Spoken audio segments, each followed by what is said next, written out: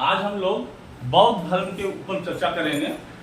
बौद्ध धर्म का उत्थान कैसे हुआ, फिर पतन के कारण क्या रही, कैसे कैसे किसी फेजों में महात्मा बुद्ध ने इसका प्रचार प्रसार किया, तमाम चीज़ों पे हम चर्चा करेंगे। आज पहले आज चर्चा करेंगे हम लोग पार्ट 1 में, अपना पहला वीडियो में गौतम बुद्ध जो थे, हमारे भगवान गौतम बुद्ध, उनके विषय के, उनके प्रारंभिक जीवन और मध्य जीवन के चरण दर चर्चा करते हैं और आगे बढ़ते हैं हम लोग। बच्चों, महात्मा बुद्ध, जिन्हें गौतम बुद्ध भी कहा जाता है, महात्मा बुद्ध का पिता का नाम था शुद्धोधन और माँ का नाम था महामाया। क्या नाम था? तो भगवान गौतम बुद्ध जो थे वो वहाँ के कपिलवस्तु के शाक्य समाज के जो राजा थे, उनके पुत्र शुद्धोधन महामाया के पुत्र थे गौतम बुद्ध। इनका जन्म हुआ था 563 बीसी में। 563 बीसी में जन्म हुआ। जन्म कहाँ हुआ था? लुम्बिनी में। कहाँ हुआ था? लुम्बिनी, जो कि अभी नेपाल में है, वहाँ उनका जन्म हुआ था। और उनके बचपन का नाम था सिद्धार्थ। बचपन का नाम क्या था बच्चों उनका? सिद्धार्थ। मतलब शुद्धोधन और महामाया के पुत्र का नाम था सिद्धार्थ, जो आगे चल के गौतम बुद्ध बने। और इनका जन्म हुआ था 563 बीसी में। क्लियर? लेकिन दुख का बात यह है कि उनके जन्म देने के कुछ दिनों पश्चात उनकी माता महामाया का निधन हो जाता है। क्या हो जाता है?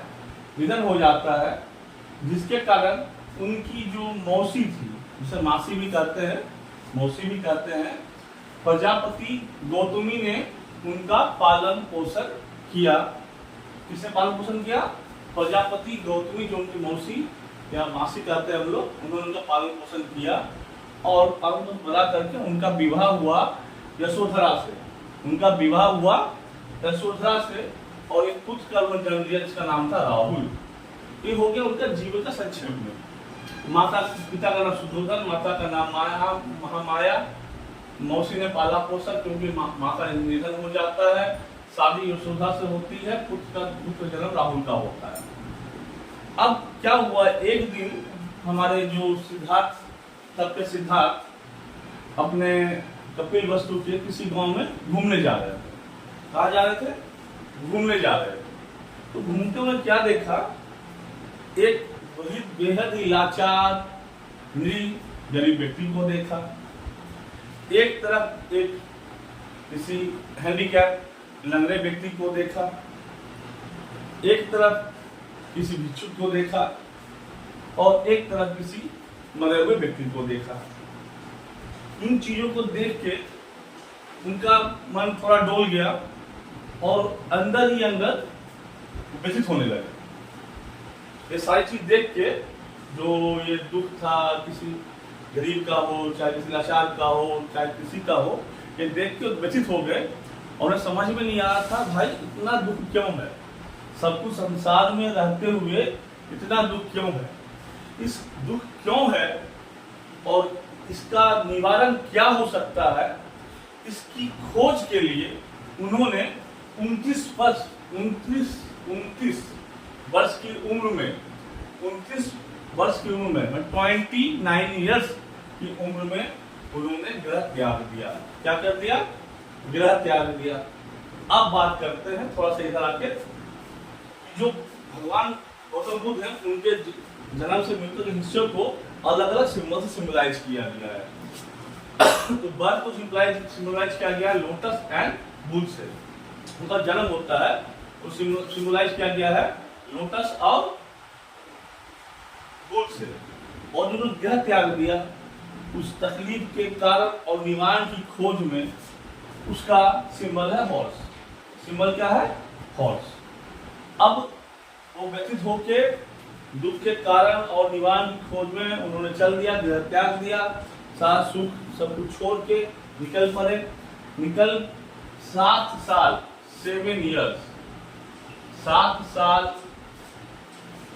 के तप, तपस्या, अंदर ध्वनि की आवाज सुनना, अंतर आत्ममंथन और चिंतन के पश्चात उन्हें बोध गया में एक पीपल के वृक्ष के नीचे उन्हें इनलाइटमेंट मिला, उसे कहते हैं आत्मज्ञान की प्राप्ति हुई, जहां उन्हें ज्ञान की प्राप्ति हुई, उसे कहते हैं निर्वाणा, द इनलाइटमेंट। ये कहाँ मिला? पीपल वृक्ष के नीचे, कहाँ?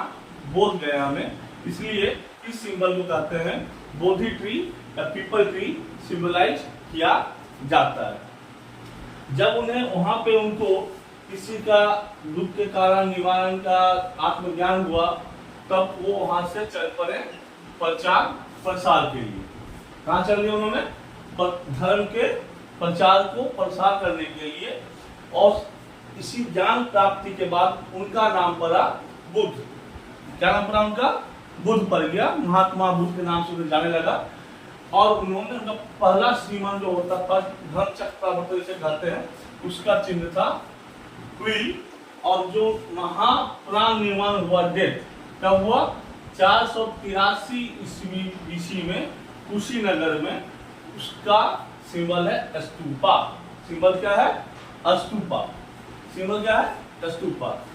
अब अपने जो भगवान बुद्ध थे, उन्हें आत्मज्ञान मिल गया। अब इस आत्मज्ञान से वो लोगों के दुख के कारण और निवारण पे काम और प्रचार प्रसार पे लग गए।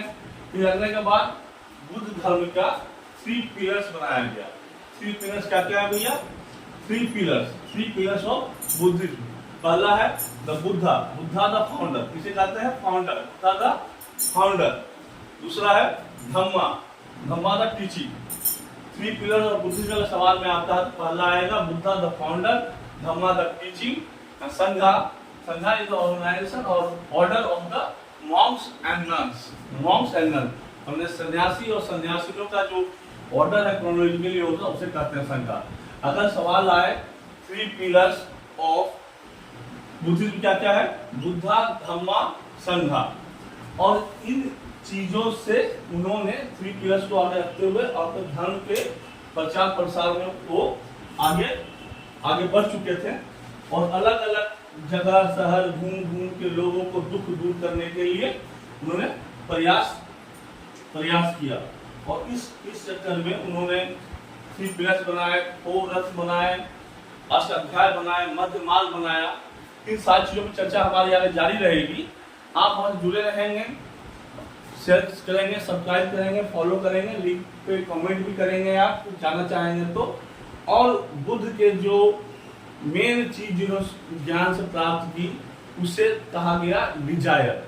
दुख के, मानव के अपने दुख का असली कारण वे स्वयं है।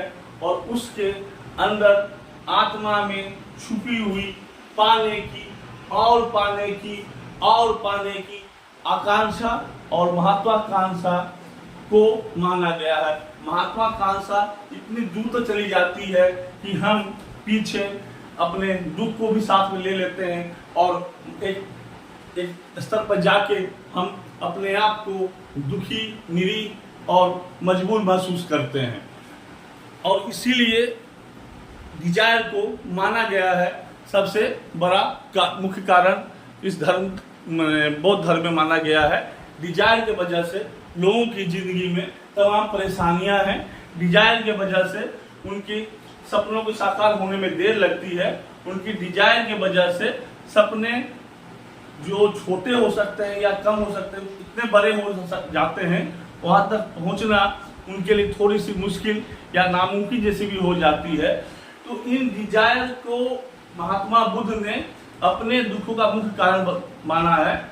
और इसी डिजायर की वजह से लोग दुख, तकलीफ, बहुत सी चीजें जिंदगी भर झेलनी पड़ती है।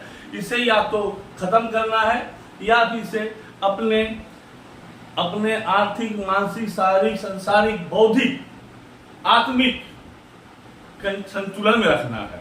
अगर हम इसी को प्रयास करेंगे तो हमारे दुख का निवारण होने की संभावना रहेगी। बच्चों, आगे वीडियो में और बात करेंगे हम। तब तक के लिए अलविदा।